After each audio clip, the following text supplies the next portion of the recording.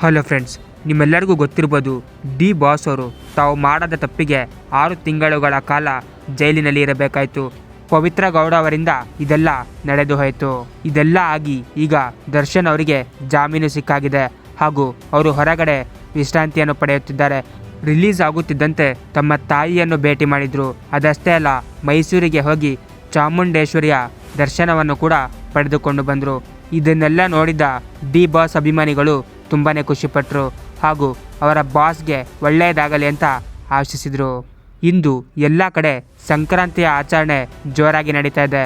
ಹೌದು, ದರ್ಶನ್ ಅವರು ಕೂಡ ಅವರ ಫ್ಯಾಮಿಲಿ ಜೊತೆ ಫಾರ್ಮ್ ಹೌಸ್ನಲ್ಲಿ ಸಂಕ್ರಾಂತಿ ಹಬ್ಬವನ್ನು ಆಚರಣೆ ಮಾಡಿದರು. ನೀವು ಈ ಫೋಟೋದಲ್ಲಿ ನೋಡ್ತಾ ಇರ್ಬೋದು. ತಮ್ಮ ಕುದುರೆಗೂ ಕೂಡ ಅಲಂಕಾರವನ್ನು ಮಾಡ್ತಾಯಿದ್ರು.